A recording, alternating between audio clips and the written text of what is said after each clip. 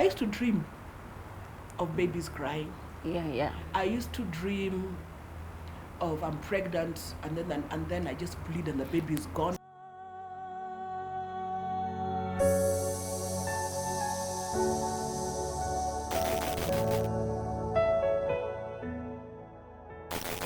I understand 7 lives were lost in the process of abortion procurement.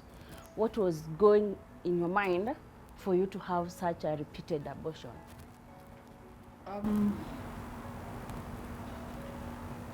I really wouldn't say what was going in my mind. I think when it started, I was about 18. I was clueless. But what happens the first time I was having I was abroad in India, and I was having a very heavy bleeding, and I went to the doctor, and in checking me, a gynecologist, he told me actually you're having a spontaneous abortion. And I must notice one, and then he explained to me what that was, meaning that sometimes a baby is just rejected by the body. And he treated me, and I went back home and went back to life as a student abroad, having fun, drinking alcohol, boyfriends. Not boyfriends, but just people, people wanting you. Girls are very precious in India, very rare. But I had one boyfriend, and I think it's the first time I come from a very secluded, protective home, where my brothers were so kind. But when I went there, it was freedom for the first time. Me alone, money. I can have my boyfriend without nobody threatening me. And we went on. After some time, I got pregnant again, and I remembered I went to the doctor and he asked me, "Do you want to keep the baby?" And I thought, because the guy had panicked, and I told him, "Really, I don't think so," because I think it was my first year there in college. And he told me, "You can do something," and I had an abortion. And the process went on like that with the same guy that got pregnant again. It's an ectopic pregnancy. That was a medical emergency because that would kill me. So they did an abortion, a DNC. And after that, again, I got myself pregnant again. I end up telling you. I got pregnant again, and this time I'd really purposed I wanted my child. The guy had moved out of town, so I was alone and it went till about 5 months because I really wanted the baby. But when he came, he convinced me. I don't know what power guys have over us, or it's a love that we think we have for these guys, and that's what happened. And after this is when our relationship started straining, because I was wondering, this guy doesn't really, because all this time I was all alone. When I went to hospital, I'd come back, I'm alone. And I was wondering, I'm hurting, I'm alone, this thing, we're two of us. So it started straining, and we parted ways. And I got with another guy after some time. And then within, I think 2 years, I got pregnant again. But this time, I told him about it, but he panicked like anything. And in this time, we had, I got pregnant, I decided to go. In India, it's legal till a certain time. So it can be done in a private hospital, but beyond 4 months, you have to go to the government hospitals. The government-run hospitals, the big ones. Do they check like a period at what month? They check. They'll just do a normal checkup that when you say you are pregnant, they'll check. They do all that, they'll tell you. So they told me, no, this one you can't do, you have to go to a government hospital. Government hospital meaning like Kenyatta. And the hospitals are run by the government. So that's where we went to. And how old was the pregnancy? It was 5 months pregnant. And all I remember, they injected me with something, but I realized it was a saline injection into the uterus, and that one of it actually kills the baby, because I would feel the baby fluttering in my stomach. That was the last one. But this one now, I was pregnant, it was about 3 months. But I went to hospital and I told her, she did everything. What they did not do was an ultrasound. So they decided they were going to do whatever they were doing, and I was in a theater actually. And when the procedure was just being started, I don't know, because there was an anesthetist next. I just started, like hyper. I couldn't breathe. And she noticed that and she told them, stop whatever you are doing. She's in distress. And they stopped. And she looked at me and she asked me, what's wrong? And I told her, I can't breathe. My heart is beating. I'm sweating like anything. Then she says, okay, fine. She sent me to do a sonography that time. And we went. I was still in hospital admitted. I was sent. And I went, a friend used to stay with us, went with us. And then the doctor was checking, was asking, and he asked me, why do you want to kill these babies? And I'm telling him, what babies are you talking about? He says, no, you have twins.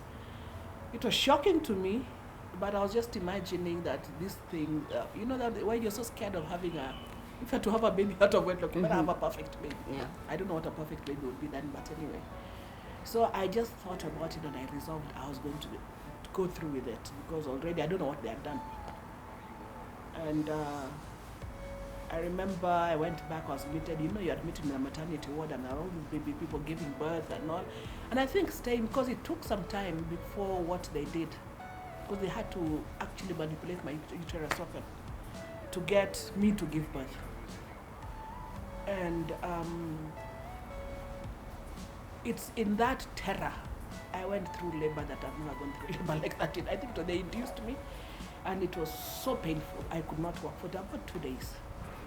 But in that 2 days, I think I swore everything to God. I told him, Baba, if you can sort this out, all that kind of thing. And I remember by about 2 o'clock that side in the night, I was in so much pain and I just called the doctor and told them, please help me. And when they checked, they found, I just heard them say, the legs are here, So they pulled the babies out. The babies were born. I was left there in the theater. And I remember in the morning when it woke up, the sun was coming up and I remember I looked and I told God, I'll never do this again. I think that's the first time I realized this is wrong. Before I didn't know, I was clueless. And I remember I was left there. I remember they were saying that, let us preserve the uterus. We're going to harvest cells and all those kind of things. And they says, put the babies there. Things you never want to hear. But I remember that where they put the baby, I saw the babies. And I went there and I looked at them and they're beautiful, beautiful babies, a boy and a girl. And I just prayed over them and told them sorry. And I told them it's okay. I'm sorry. And that's how I decided to live a life of my own. But then in all this, was still with a guy, but in my heart of hearts, I really wanted a baby. Somebody would, I just wanted a baby. So I fashioned and I decided I'm going to have a baby. And I kept quiet with this baby of mine. And that sort of used to look at me and because by that time we're not very good friends and all. We were drifting apart. So he would ask me, are you pregnant? And I'd say, aye. But in the end, I had my daughter in India. She's now 28. And I remember I was being told by the doctor, because by that time, the lady, the head of the gynecological department it was a teaching hospital actually. She told me, can you tell Kenyans that abortion is not a family planning method? There are better ways to do this. And I remember they forced me to use IUDs because actually I was allergic to rubbers. So that's how life went on. Fast forward, those are now 4 abortions, 5 babies died, and 2 miscarriages. You see. And I came to Kenya. New start. I have my baby. My mom falls in love with my baby, takes my baby. Stays with my baby. She sends me to Nairobi, get a job. I'm working, and I was in a relationship with somebody. And it did not take, I think, even months. I think that it didn't even take 2-3 months. I was pregnant again. But this time I was working and I was performing very well while I was working. And they had decided to make me a permanent employee. But this time I didn't know I was pregnant actually. And when this was happening, I told him, he was that sort of, what do you want to do? Whatever you decide, I'll go with it.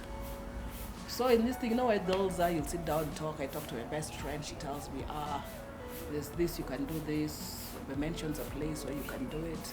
That's the information at the back of your mind.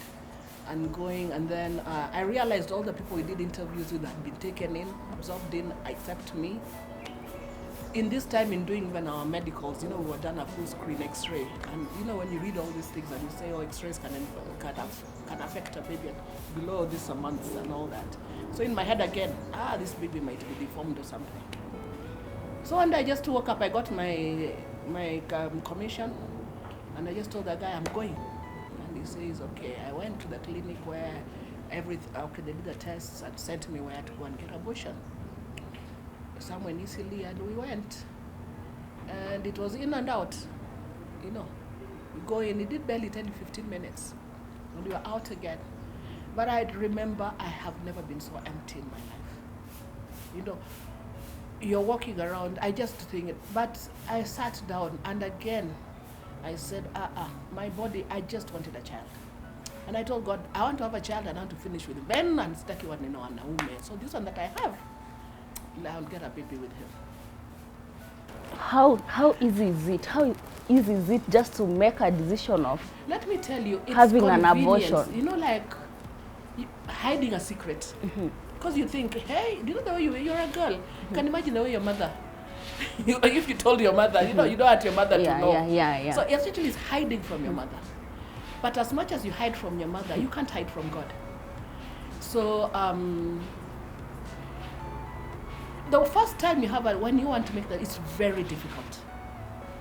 But the moment you make the first decision, like any wrong thing, the first time is difficult, but it becomes easier and easier and easier. Just a click. But it's just on the altar of convenience that we do this. I did it for these guys. I thought I was doing it for their love. They love me more, they whatever, but they still left me. We still left each other. We didn't end up together. We do it thinking that, okay, promising that you'll what. It's not a guarantee you'll have another child. In fact, I'm very lucky I have 2 children alive. In that, I started going through depression. I used to dream of babies crying.